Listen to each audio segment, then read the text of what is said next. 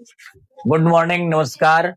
स्वागत है हमारे नेक्स्ट क्लास में आप सभी का। तो आज आरंभ करने जा रहे हैं, एक चैप्टर है जिसका नाम है रेशियो एंड प्रपोर्शनल।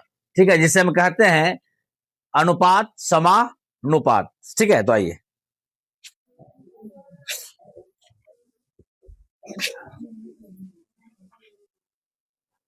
तो और यहाँ लिख लीजिएगा जरा सा, यहाँ पे सर अनुपात क्या है सर?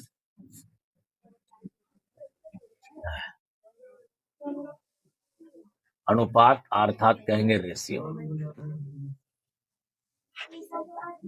है ना।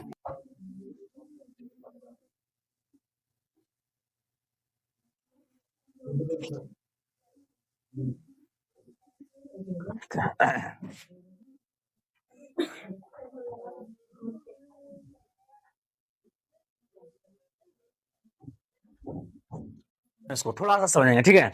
ये सारी क्या आरंभ क्या है अनुपात और समानुपात का?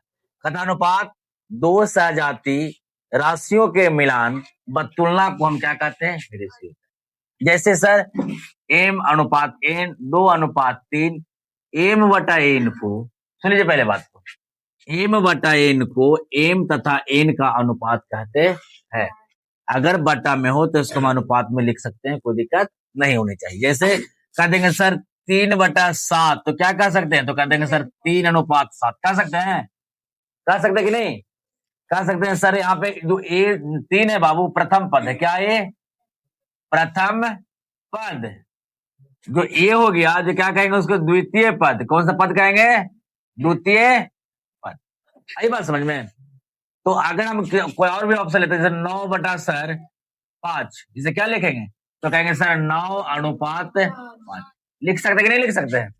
इसे हम अनुपात कहते हैं। क्या कहते हैं? अनुपात। आगे आइए, कहता है इस, यहां तक बता देना, इसमें एम अनुपात एन के रूप में लिखा जाता है, जहां एम जो होता है बाबू वो प्रथम पद होता है। क्या होता है? तथा एन जो होता है वो क्या कहते हैं? उसे हमें द्वितीय पद। कौन सा पद कहते हैं? द्वितीय पद। आइए नीचे, समानुपात कहता है दो अनुपातों की समानता को समानुपात कहते हैं। माने दो अनुपात बराबर हो, दो अनुपात क्या हो? जैसे एक्स अनुपात वाई बराबर एम अनुपात एन, जहां एक्स वाई एम तथा एन को समानुपाती राशि कहते हैं। क्या कहते हैं? समानुपाती। समानुपाती माने समान हो, अनुपात समान हो, इसे क्या कहेंगे? समानुपात, है ना। इसे हम एक्स अनुपात वाई समानुपाती को चिन्ह देंगे, समानुपाती से बोलेंगे। समानुपाती एम अनुपात एन के रूप में व्यक्त किया जाता है। यह जो सिंबल आप देख रहे हैं उसे कहेंगे कौन से हम लोग? समानुपात। क्या कहेंगे? समान। कोई दिक्कत आता है? इसके बाद हम लोग आगे चलेंगे थोड़ा सा, हम लोग पढ़ेंगे मध्य समानुपाती।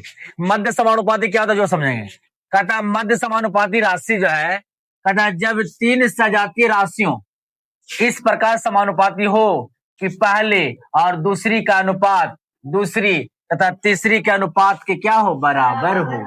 क्या हो? बराबर हो।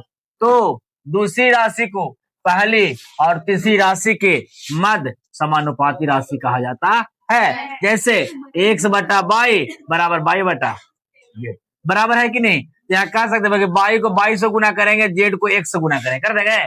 तो एक्स गुना जेड बराबर बाई का स्क्वायर, जहां राशि बाई को एक्स तथा जेड का मध्य समानुपाती राशि कहा जाता है। तो बाई बराबर निकालेंगे, बाई वर्ग ना जे उस पर जाएगा तो क्या बन जाएगा? वर्गमूल।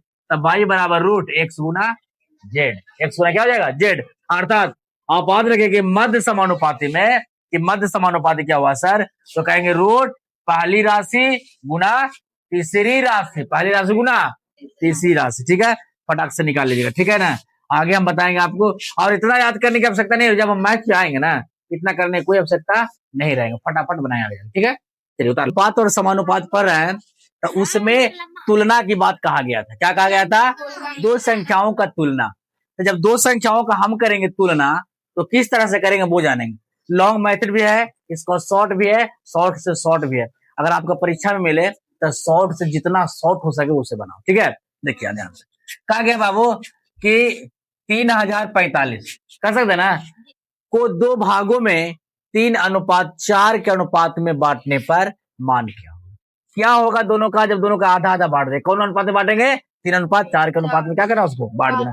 किन्हीं को 3 हिस्सा देना, किन्हीं को 4 हिस्सा देना। कैसे बनाएंगे सर? तो सबसे पहले हम करेंगे क्या, जो समझेंगे। सबसे पहले हम देखेंगे सर ये लिखा गया 3045, लिखा गया कि नहीं लिखा गया?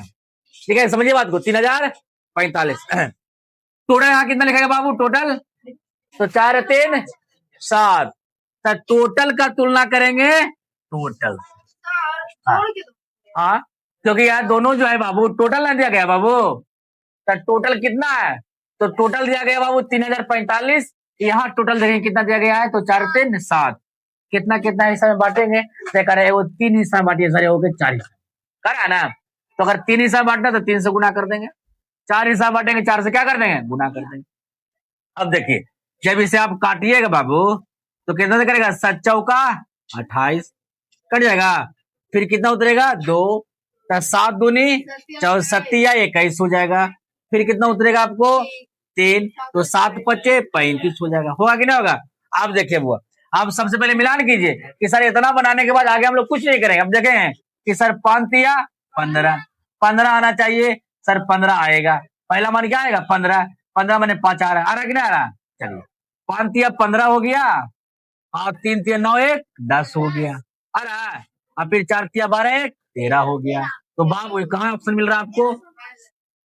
दूसरा निकालेंगे हम लोग नहीं। बोले क्यों सर? आइए देखते हैं यहाँ पे कि सर 5 20, 5 20 कैरी 2, 4 तिया 12 2 14 कैरी 1। फिर क्या करेंगे? 4 16, 16 1। क्या बाबू 2 को निकालेंगे नहीं हम लोग? ये ऑप्शन आया कि नहीं आया? है ना जी। तो इस तरह से आप हर एक क्वेश्चन को निकाल सकते हैं। कोई दिक्कत यहाँ तक? इससे भी आसान चाहिए तो भी आसान मिल जाएगा, इससे भी आसान चाहिए तो आसान बनेगा, लेकिन पहले इसको आप लोग को समझना है, फिर इससे भी इजी करेंगे आप लोग। ठीक है, चलिए अगला क्वेश्चन देखेंगे।